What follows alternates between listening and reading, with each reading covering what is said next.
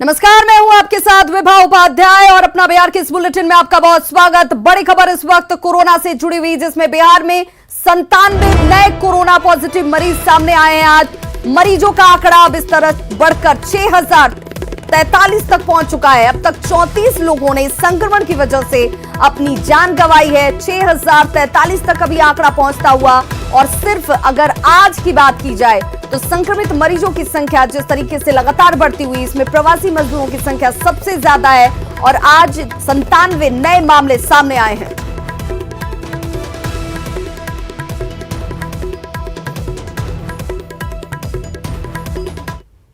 बिहार में तरुण यादव कौन है, इसका खुलासा आज न्यूज 18 बिहार झारखंड ने किया है। बिहार के सूचना एवं जनसंपर्क मंत्री नीरज कुमार ने कल प्रेस कॉन्फ्रेंस कर लालू परिवार से सवाल पूछा था कि तरुण यादव के नाम पर लालू प्रसाद ने जमीन रजिस्ट्री कराई है, लेकिन 2002 का एक वीडियो सामने आया जिसमें तेजस्वी यादव खुद को तरुण बता रहे हैं। इस प्रोग्राम में पूरा लालू परिवार मौजूद था, जिसमें लालू प्रसाद के सभी बच्चे अपना परिचय दे रहे हैं। इसमें तेजस्वी यादव को खुद अपने आप को वो तरुण बताते देखे और सुने जा सकते हैं। तेज, हाँ, तो खूब तेजी के साथ आप कौन सी क्लास में पढ़ते हैं? 6th standard. Hi, I'm Tarun. I'm studying in class 7. Hi, I'm Tarun. I'm studying in class 7. Hi Tarun, very nice to meet you. I am तो जेडीयू नेता नीरज कुमार के लालू फैमिली पर लगाए आरोपों पर लालू की बेटी मीसा भारती ने कहा कि तेजस्वी ही तरुण है और इसकी जानकारी सभी को है।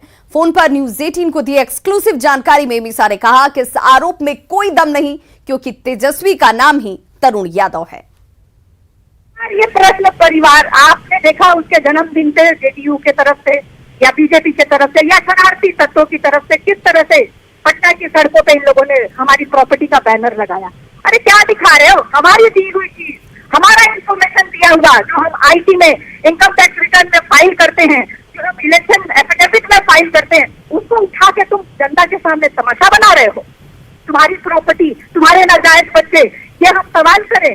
शर्म आती है। मीसा जी, मेरे लिए भी नीरज कुमार ने बहुत गंदे शब्दों का प्रयोग किया है। मैं इस पूरे प्रकरण पर ही विराम लगाना चाहती हूँ कि अगर इस तरह की चीजें हो रही हैं, गलत चीजें कही जा रही हैं, उसको गलत तरीके से पेश किया जा रहा है, तो उस पर विराम लग जाए। हम अपने चैनल पर यही चाहते हैं। आपसे एक बार मैं फिर खुलकर ये सीधे शब्दों में, बहुत छोटे शब्दों में ये जानना चाहूंगी, आप जनता को ये बताइए कि तेजस्वी ही तरुण यादव है, सब कुछ डॉक्यूमेंटेड है, डिक्लेयर्ड है, कोई लेकिन परंतु जैसे कोई सवाल नहीं है, जो कुछ भी हो रहा है वो सब कुछ गलत हो रहा है या दिखाने की कोशिश गलत हो रही है? देखिए, आपके माध्यम से, आपके टीवी चैनल पे आप एक शो दिखा रहे हैं। जी, आप उसको गिन सकते हैं हम कितने बच्चे हैं? एक मेरी बेटी मेरी गोद में है। 9 की जगह हम लोग 10 दिख रहे हैं, पिताजी और माता जी। तेजस्वी ही तरुण यादव, बिल्कुल तेजस्वी ही तरुण यादव, सॉरी तरुण यादव ही तेजस्वी है। तो मीसा भारती के बयान को आपने सुन लिया, जिसमें उन्होंने साफ कर दिया कि तरुण ही तेजस्वी हैं, तेजस्वी ही तरुण है। इस पर कोई सवाल नहीं उठना चाहिए, ये व्यक्तिगत और पारिवारिक मामला है।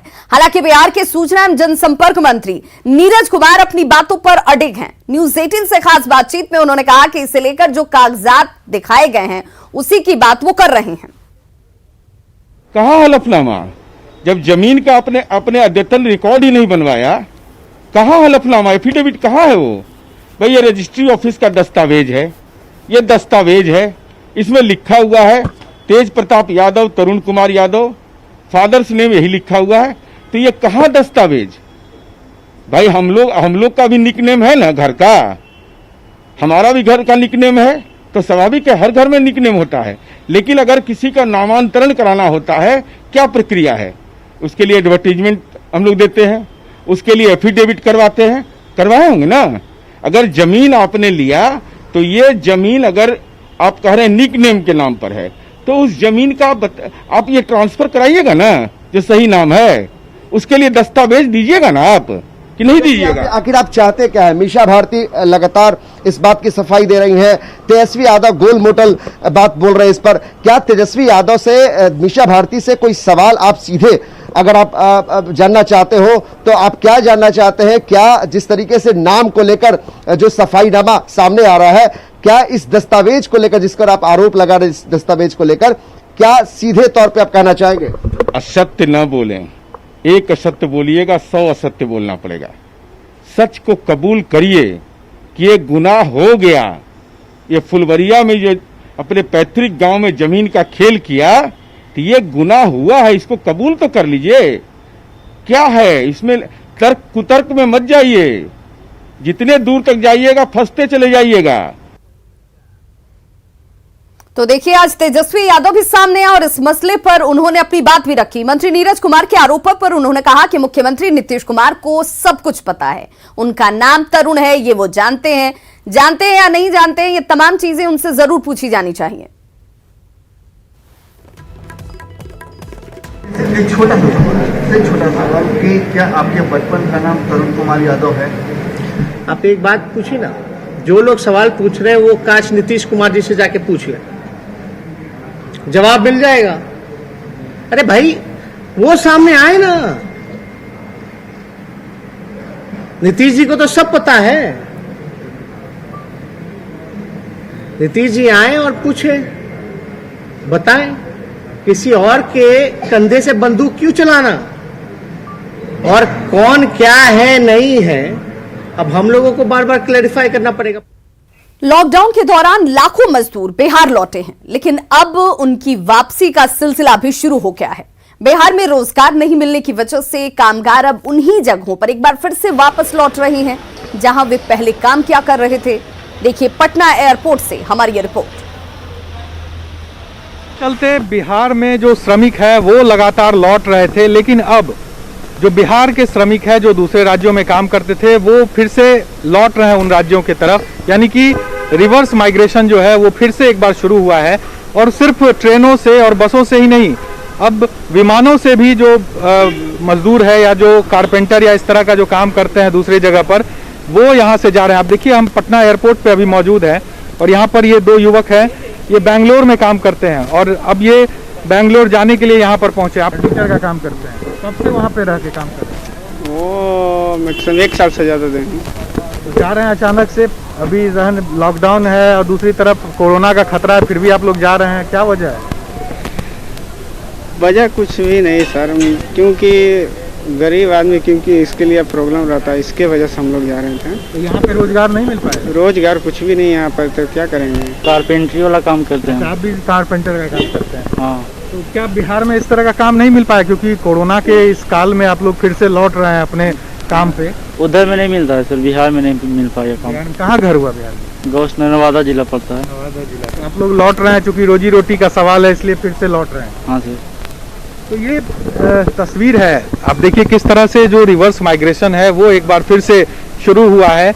और सिर्फ जो मजदूर थे जिस तरह से ट्रेनों के जरिए यहाँ पर पहुँच रहे थे, अब विमानों के जरिए वो वापस भी लौट रहे हैं। तो निश्चित तौर पर सवाल है पूरे सिस्टम पर कि आखिर ये जो मजदूर हैं उनको यहाँ पर रोजगार क्यों नहीं मिल रहा है। इस कोरोना काल में भी इन्हें वापस अपने रोजगार के लिए दूसरे प्रदेश का रुख करना पड़ रहा है। कैमरापर्सन आशीष के साथ साकेत कुमार, न्यूज़ 18 पटना।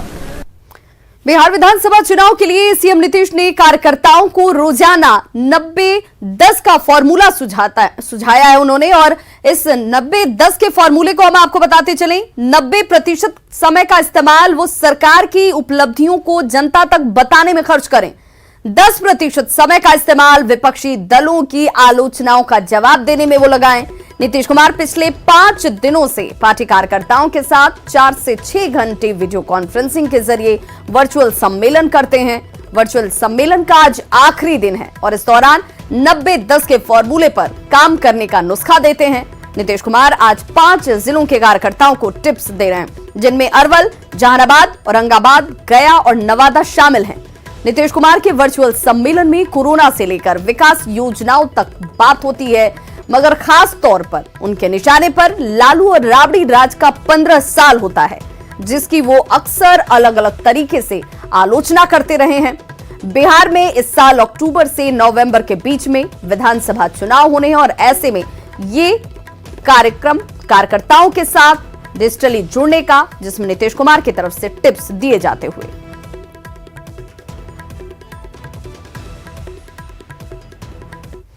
चुनाव में कुछ महीने का ही वक्त बचा है। सभी दल तैयारियों में जुटे हुए हैं, लेकिन कांग्रेस दफ्तर में सन्नाटा पसरा है। मुजफ्फरपुर कांग्रेस दफ्तर में पिछले एक हफ्ते में औसतन 20 कार्यकर्ता पहुंच रहे हैं।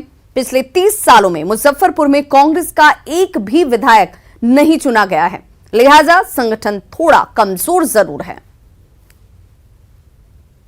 मैं भी मुजफ्फरपुर के तिलक मैदान रोड स्थित जिला कांग्रेस कार्यालय में हूं और ये आप देखिए जो कार्यालय की तस्वीर है, अब से थोड़ी देर पहले ही 10:30 बजे के करीब ये कार्यालय खोला गया है और नियमित तौर पर कार्यालय 10:30 बजे ही खुलता है। हालांकि ये गर्मी का दिन है, तपिश है पिछले 4-5 दिनों में काफ़ी। आप देखिए किस प्रकार यहाँ पर जो केयर टेकर हैं वो हैं। और पिछले 3-4 दिनों की बात करें तो यहाँ औसतन 22-23 लोग आए हैं। 8 जून को 23 लोग यहाँ आए हैं कार्यालय में। इसी प्रकार 9 तारीख को आप देखते हैं कि 19 से 20 लोग आए हैं। इसी प्रकार 10 जून को 18 लोग आए हैं। तो आज देखिए 11 जून यानी एक दिन पहले 17 लोग कांग्रेस कार्यालय में आए हैं। तो मुजफ्फरपुर में 11 विधानसभा क्षेत्र है और यहाँ पर कांग्रेस इस बार 5 सीटों के लिए दावेदारी कर रही है, लेकिन जो लोगों का आना जाना है उस हिसाब से संख्या नहीं है। पिछले 30 सालों से मुजफ्फरपुर क्षेत्र में कोई भी कांग्रेस के विधायक नहीं हुए हैं। 90 में अंतिम बार रघुनाथ पांडे, जो कई बार मंत्री भी रहे बिहार सरकार में, वो यहाँ से चुनाव जीते थे। और 1984 में LP शाही, जिनका देहावसान कुछ दिन पहले ही हुआ था, वो यहाँ से जीते थे 84 में। तो कुल मिलाकर 84 और 90 के बाद कोई भी प्रतिनिधित्व कांग्रेस का यहाँ नहीं हुआ, जबकि मुजफ्फरपुर को कांग्रेस का एक सेंटर माना जाता है और बड़ा सा यहाँ कार्यालय भी है। अक्सर यहाँ जिलाध्यक्ष आते हैं, जैसा लोग बता रहे हैं। कितने बजे कार्यालय खोले हैं? जी 10 बजे। 10 बजे जी। कितने लोग आ रहे हैं? 20 आदमी, 25 आदमी, 22 आदमी, 17 आदमी, 18 आदमी। जिलाध्यक्ष डेली आ रहे हैं। रजिस्टर पर हमने देखा है कि पिछले 7-8 दिनों में औसतन 15 से 20 लोग आ रहे हैं। 11 विधानसभा क्षेत्र है और इस बार 5 विधानसभा क्षेत्र के लिए महागठबंधन के तौर पर कांग्रेस ने तैयारी कर रखी है।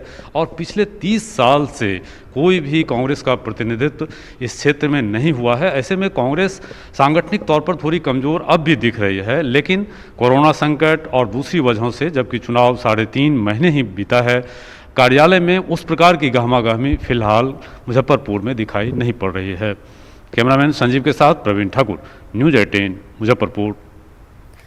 भागलपुर में कांग्रेस दफ्तर में रंग रोगन का काम चल रहा है। कोई नेता तो नहीं मिला, NSUI के कुछ कार्यकर्ता जरूर मिले। देखिए हमारी ये रिपोर्ट।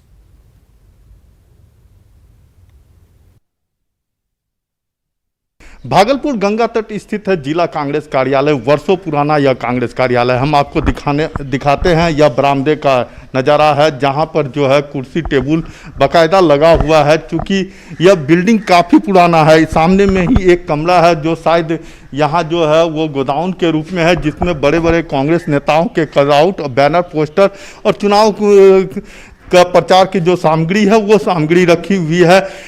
यहाँ पर जो है आप देख सकते हैं, स्थानीय विधायक से लेकर राष्ट्रीय स्तर के जो भी नेता हैं या पूर्व प्रधानमंत्री हैं, उनके बड़े बड़े कटआउट रखे हुए हैं।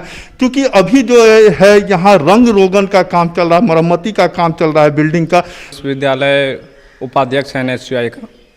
आप लोग यहीं रहते हैं? जी, हम लोग अभी तो यहीं रह रहे हैं। तो यहाँ कार्यालय में क्या होती है? मीटिंग वगैरह होती है? मीटिंग तो होती ही है, मंथली मीटिंग हो जाती है लोग। तो लास्ट समय कब मीटिंग हुआ था? लास्ट समय 7 दिन पहले हुआ था। लास्ट मीटिंग लगभग 6-7 दिन पहले, जिसमें हमारे अध्यक्ष शाह अली सज्जाद और भी बड़े नेता परवेज जमाल और भी। कार्यालय खुलते हैं यहाँ? कार्यालय खुला रहता है। जैसे अभी हम लोग हैं तो यहाँ हम लोग कुछ लड़के हैं, जैसे ये NSUI से हम लोग कार्यकर्ता हैं। तो कार्यालय खुला हुआ है, सारा काम वगैरह जो है यहाँ होते रहता है। जैसे कोई अगर कोई आया इस तरह से काम है तो हम लोग अध्यक्ष से कांटेक्ट करेंगे। अध्यक्ष हमारे साथ मार्केट में हैं तो उनको बताएंगे कि ये जैसे अभी आप हम लोग से कम्युनिकेट कर रहे हैं तो ये जानकारी हम लोग उनको पहुँचाएंगे। अगर ऐसा इमरजेंसी। कांग्रेस सेवा दल से भी यहाँ लोग रहते थे? कांग्रेस सेवा दल से अभी यहाँ कोई नहीं है। ये जो कमरा देख रहे हैं ये है यूथ कांग्रेस के विधानसभा अध्यक्ष सुमित कुमार के लिए यह कमरा है, कार्यालय है उसका। और इसके अलावे जो है ठीक ठीक इस हॉल के ऊपर में प्रथम तल्ले पर भी एक हॉल है। साथ ही साथ जो भी कांग्रेस के विंग्स हैं, उन जिला अध्यक्ष के लिए विंग्स के जो जिला अध्यक्ष हैं उनके लिए भी बाकायदा एक एक कमरा सुरक्षित है, जहां जो मीटिंग के दौरान यहाँ लगातार आते रहते हैं। चूंकि यह साल जो है चुनाव होना है, तो ऐसे में भागलपुर जिला कांग्रेस कार्यालय को भी चमकाने और संवारने का काम शुरू हो चुका है। सहयोगी कैमरामैन राजीव सिंह के साथ राहुल, न्यूज 18 भागलपुर। वहीं गया कांग्रेस दफ्तर में 2 लोग मिले। जिला अध्यक्ष ने बताया कि चुनाव की तैयारियों को लेकर मीटिंग चल रही है और पार्टी नेतृत्व से मिले आदेश के मुताबिक ही काम किया जा रहा है। देखिए अरुण चौरसिया की ये रिपोर्ट। इस समय हम लोग हैं गया के राजेंद्र आश्रम स्थित जिला कांग्रेस कार्यालय में। हम यहाँ देखने आए हैं कि कांग्रेस कार्यालय में क्या गतिविधि हो रही है। यहाँ कोई लोग आ रहे हैं पार्टी के पदाधिकारी या ऐसे ही बंद रहा है। तभी हम लोग आए हैं, यहाँ देख रहे हैं जो कि कांग्रेस का जो कार्यालय है वो जिला अध्यक्ष का जो कार्यालय है वो खुला हुआ है और 2 लोग यहाँ दिख रहे हैं। हम इनसे बात करेंगे कि आखिर चुनाव को लेकर यहाँ क्या एक्टिविटी चल रही है, क्या तैयारी चल रही है। अच्छा सर, पूरे बिहार में चुनाव की अथी है, आप लोग का कार्यालय कब खुल रहा है और क्या गतिविधि हो रही है? प्रतिदिन प्रायः माने लॉकडाउन की स्थिति में भी सोशल डिस्टेंस का पालन करते हुए ऑफिस खुल रहा है। आज हमारी बैठक है चुनाव संबंधी और डिजिटल मेंबरशिप संबंधी बैठक है। हमारा पंचायत स्तर पर, बूथ स्तर पर हम लोगों का धारणा कार्यक्रम चल रहा है। उसकी तैयारी हेतु प्रखंड प्रभारियों की और जिला कांग्रेस कमेटी के पदाधिकारियों की आज बैठक हम बुलाए हुए हैं। पार्टी के निर्देशानुसार शहर से, जिला से लेकर पंचायत स्तर तक जो भी निर्देशित कार्यक्रम आया है उसके अनुसार हम लोग काम में जुट जाएंगे। अभी यहाँ 2 लोग जिलाध्यक्ष समेत 2 पार्टी के पदाधिकारी हैं और आज इन लोगों ने कहा है कि एक खास मीटिंग रखी गई है प्रदेश के नेतृत्व का जो आदेश है उसके आधार पर, और आगे की रणनीति जो वहाँ से बताई गई है उस पर चर्चा की जाएगी। सहयोगी विपिन के साथ अरुण चौरसिया, न्यूज 18 गया। पूर्णिया में भी कांग्रेस दफ्तर में सन्नाटा ही नजर आया। बड़ा परिसर और भवन होने के बावजूद यहां कोई नहीं था। ऑफिस परिसर में अतिक्रमण कर लिया गया है और असामाजिक तत्व भी यहां घूमते रहते हैं। देखिए ये रिपोर्ट। यह है पूर्णिया का गोकुल कृष्ण आश्रम यानी जिला कार्यालय। यह जिला कार्यालय आज पूर्णिया जिले का भले ही है, लेकिन इतिहास में यह पूरे अभी जो पूर्णिया प्रमंडल है उसके सभी जिलों का कार्यालय होता था। इसका इतिहास बड़ा ही अच्छा है, लेकिन जो वर्तमान है वह आप देख रहे हैं कि यहाँ कोई आता नहीं है। जिले के 2 विधायक हैं कांग्रेस के, लेकिन शायद ही कभी उनको यहाँ किसी बात को लेकर के मीटिंग करते देखा गया हो। इससे पहले भी यहाँ के संचालन को लेकर के कई तरह के सवाल हैं और खुद जिलाध्यक्ष ने भी कई तरह की यहाँ मदद के लिए प्रशासन से मांग की है। और कांग्रेस कार्यालय की स्थिति ये है कि जब भी कोई बड़ी बात होती है या कोई ऐसी गतिविधि होती है तो यहाँ कुछ लोग आते हैं, लेकिन प्रायः यहाँ जो दैनिक गतिविधियाँ हैं वो नहीं हो पाती हैं। और इस कांग्रेस कार्यालय का परिसर भी काफ़ी अच्छा है जिसका उपयोग लोग करते रहते हैं और कांग्रेस ऑफिस भी इस परिसर का उपयोग किराए पर लेकर के भी देती है दोनों लोगों को उपयोग करने के लिए। तो परिसर जितना बड़ा है उतना इसका वर्तमान जो गतिविधियां हैं उस हिसाब से नहीं हो रही हैं और ये दशकों से ऐसा हो रहा है। अब देखना यह है कि आने वाले चुनावी गतिविधियों में इस कांग्रेस कार्यालय का क्या हाल होता है और यहाँ से किस तरह की गतिविधियां चलती हैं। लेकिन जो फिलहाल इतिहास जो था और जो वर्तमान है वो हमने आपके सामने रखने की कोशिश की है। अब मौजूदा समय चुनाव के हैं, फिर देखते हैं कि इस कांग्रेस कार्यालय की गतिविधियाँ किस तरह से होती हैं। कैमरामैन मनोज के साथ राजेंद्र पाठक, न्यूज 18 पूर्णिया।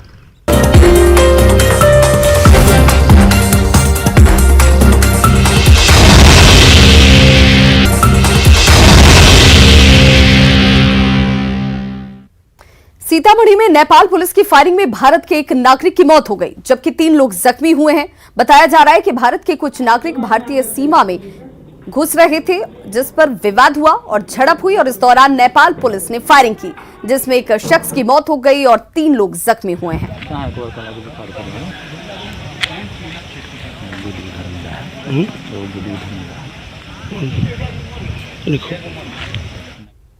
बिहार लौटे प्रवासियों के लिए सबसे बड़ी समस्या रोजगार की है। सरकार का यह दावा है कि सभी प्रवासी मजदूरों को उनके स्किल के अनुसार काम दिया जाएगा, जिसके लिए स्किल मैपिंग का काम भी शुरू कर दिया गया है। ऐसे में प्रवासी मजदूरों को इंतजार है कि जल्द ही उनकी जिंदगी पटरी पर लौट आए। लॉकडाउन में लगभग 18,000 प्रवासी मजदूर मुंगेर जिले में वापस लौटे हैं, जिन्हें जिला प्रशासन द्वारा बनाए गए क्वारंटीन सेंटर में रखने के बाद 7 दिनों के होम क्वारंटीन के लिए घर भेज दिया गया है। 18,000 प्रवासी मजदूरों में 70% अकुशल मजदूर हैं, जबकि 30% दर्जी, ड्राइवर, राजमिस्त्री, हेल्पर, सिलाई, पेंटर जैसे कुशल मजदूर हैं। जिला प्रशासन द्वारा इन प्रवासी मजदूरों को रोजगार उपलब्ध कराने के लिए स्किल मैपिंग कराया गया है। सभी व्यक्तियों का हम लोगों ने स्किल मैपिंग कराया है, यानी कि वो क्या काम करने में दक्ष हैं उसका मैपिंग कराया गया है। इसके अनुसार जो व्यक्ति जिस स्किल में काम करने में एक्सपर्ट हैं उनको संबंधित विभाग के साथ टैग किया गया है। इसके लिए एक श्रम साधन पोर्टल पे एप्लीकेशन है, जिसमें चाहे गवर्नमेंट एजेंसीज हों या प्राइवेट एजेंसीज हों, वो उसके ऊपर अपनी अधियाचना व्यक्त कर सकते हैं। इन प्रवासी कुशल मजदूरों को जिला प्रशासन रोजगार उपलब्ध कराने के साथ ही उद्योग विभाग के माध्यम से बैंकों द्वारा रोजगार उपलब्ध कराने के लिए लोन भी दिलवाएगी। अपने घर में काम मिलने से इन मजदूरों में उम्मीद जगने लगी है। इनके माने तो जब घर में ही काम मिल जाए तो फिर ये बाहर जाने की क्यों सोचे। हम लोग तो सरकार से यही चाहते हैं कि हम लोग गाँव में ही कुछ रोजगार दे दें, इसी तरह से तो अच्छा है, क्यों दूसरे राज्य में जाऊंगा कुछ काम करने के लिए। ये सरकार से यही है कि यहाँ पे कोई बिजनेस दे हम लोग के लिए, जो कि हम लोग बाहर नहीं जाएं काम करने के लिए, हम लोग यहीं काम करना चाहते हैं। प्रवासी मजदूरों को काम दिलाने के लिए जिला प्रशासन ने कई पहल भी की है। सिलाई कार्य से जुड़े लोगों को मास्क बनाने के कार्य में लगाया गया है। वहीं अकुशल मजदूरों को उनके पंचायत स्तर पर ही चल रहे योजना कार्यों में लगाए जाने की तैयारी है। तमाम तैयारियों को अगर हकीकत का अमली जामा पहना दिया गया तो वो दिन दूर नहीं जब किसी मजदूर को राज्य से पलायन करने की जरूरत ही न पड़े। न्यूज़ 18 के लिए मुंगेर से अरुण कुमार शर्मा की रिपोर्ट। तो खबरों का सिलसिला लगातार जारी, आप देखते रहिए न्यूज़ 18 बिहार झारखंड।